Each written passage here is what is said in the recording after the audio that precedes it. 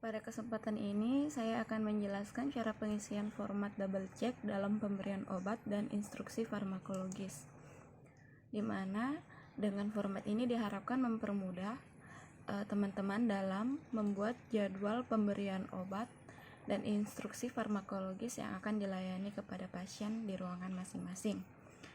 Di sini ada untuk nama, nomor rekam medik, tanggal lahir, dan jenis kelamin.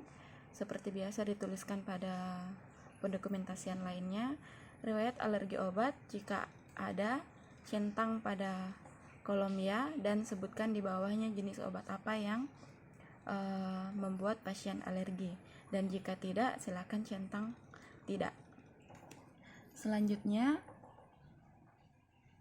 pada keterangan berilah tanda centang pada baris checklist B. Akan saya perbesar ya. Untuk B ini adalah selesai menyiapkan obat, dan A ini adalah setelah obat diberikan kepada pasien atau setelah dilayani. Saya akan mulai dari awal. Di sini ada nomor, adalah nomor untuk pemberian obat, nomor 1, 2, dan seterusnya. Nama obat, dosis, cara, frekuensi, obat dihentikan. Jadi jika obat dihentikan, tulis tanggal diberhentikan dan nama dokter yang menghentikan. Di sini hari dan tanggal. Sini ada hari ke berapa pasien dirawat. Untuk shift misalnya pagi, sore, malam. Malam pagi ini adalah teman-teman yang dinas malam dan lanjut ke pagi. Jadi pemberian obatnya ini untuk dinas pagi, untuk dinas sore, ini untuk dinas malam. Dan selanjutnya kita masuk pada cara pengisian format double check.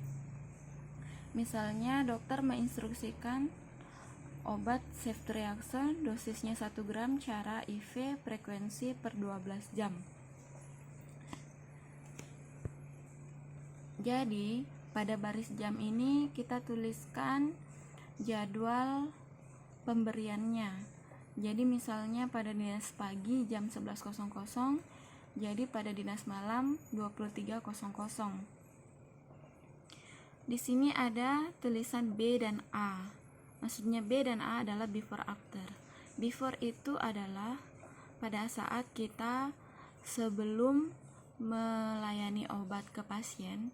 Seperti ceftriaxone ini perlu kita cairkan di dalam Aquades 10 cc. Jadi apabila kita sudah selesai menyiapkan obat ceftriaxone yang sudah kita siapkan dalam spuit 10 cc yang telah dicampur dengan Aquades, maka kita berikan centang atau checklist pada kolom B. Nah, kolom A adalah after. Jadi apabila sudah jam 11.00 kita telah melayani kepada pasien obat tersebut, maka kita centang lagi, atau perawat yang sudah selesai melayani obat kepada pasien memberikan centang pada kolom A, yang artinya obat telah diberikan kepada pasien. Begitu juga untuk selanjutnya. Ini juga ada beberapa jenis obat, misalnya Arixtra kita sesuaikan sesuai jadwalnya 18.00 karena per 24 jam. Misalnya ini untuk jenis pemberian obat oral. Nah, kalau untuk pemberian obat oral, dosisnya misalnya 20 mg, cara pembeliannya oral, dan frekuensinya seperti biasanya akan ditulis 001, ini 0, ini biasanya. Ini pertama untuk pemberian obat pagi, ini siang, dan ini untuk malam. Misalnya dinas kita pemberian obatnya ini adalah untuk malam, jadi yang memberikan adalah dinas sore jam 18.00. Dan begitu juga seterusnya. Nah, misalnya untuk pemberian parastamol juga demikian. Misalnya parastamol 1 gram per IV per 8 jam, jadi ditentukan jamnya yaitu adalah pagi jam 13.00. Kelebihan dari format ini adalah teman-teman tidak perlu menulis kembali nama obat, dosis, cara, dan frekuensi obat apabila pasien ini masih dirawat untuk keesokan harinya. Jadi yang perlu teman-teman tulis adalah jadwal atau jam pemberian obatnya sesuai dengan shift. Jadi biasanya ini akan tetap dilakukan oleh teman-teman shift pagi. Jadi misalnya shift reaction tidak ada perubahan jam, maka akan tetap diberikan pada jam 11.00. Begitu pula untuk jadwal malamnya 23.00. Dan selanjutnya Arixtra akan diberikan sesuai jadwal, yaitu pada 17.00 dan seterusnya. Jadi seperti ini nantinya apabila teman-teman menulis kembali jadwal untuk keesokan harinya. Jadwal pemberian obat untuk keesokan harinya hanya perlu dilengkapi hari tanggal rawat, pasien masuk rawat hari keberapa, dan di sini adalah jam pemberian obat sesuai instruksi dokter apabila tidak ada perubahan. Jadi seperti ini teman-teman cara pengisian format double check daftar pemberian obat dan instruksi farmakologis.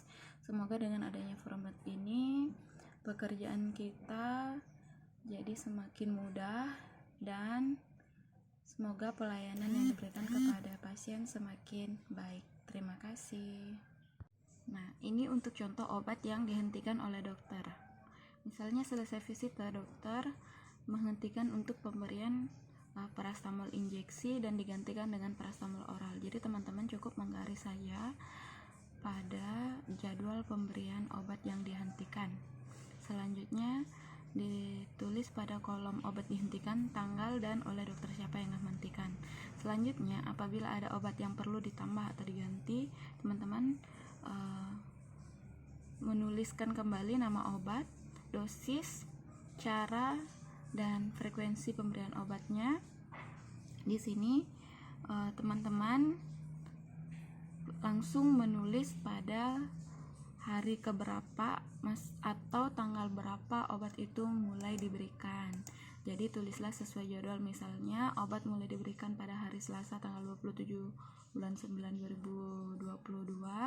Kita tuliskan kembali jadwal pemberian obatnya, misalnya mulai siang dan malam, dan akan diberikan kembali besok pagi setelah makan pagi yang akan diberikan oleh dinas malam.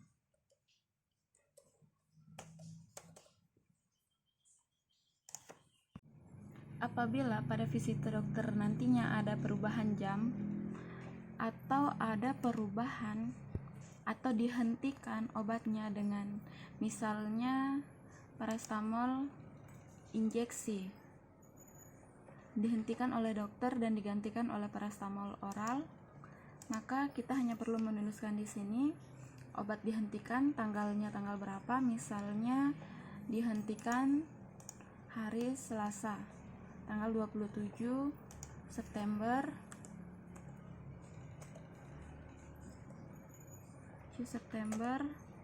2022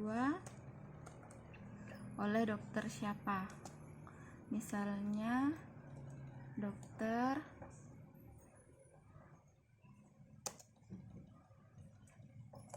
Teddy. Maka teman-teman cukup menuliskan seperti ini. Maka untuk jadwal berikutnya teman-teman tidak perlu layani. Teman-teman bisa mencoret jamnya untuk tidak dilayani pada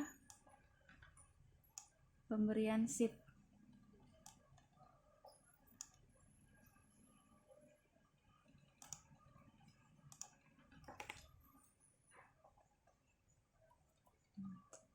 Teman-teman cukup mencoret. Jadi seperti ini ya.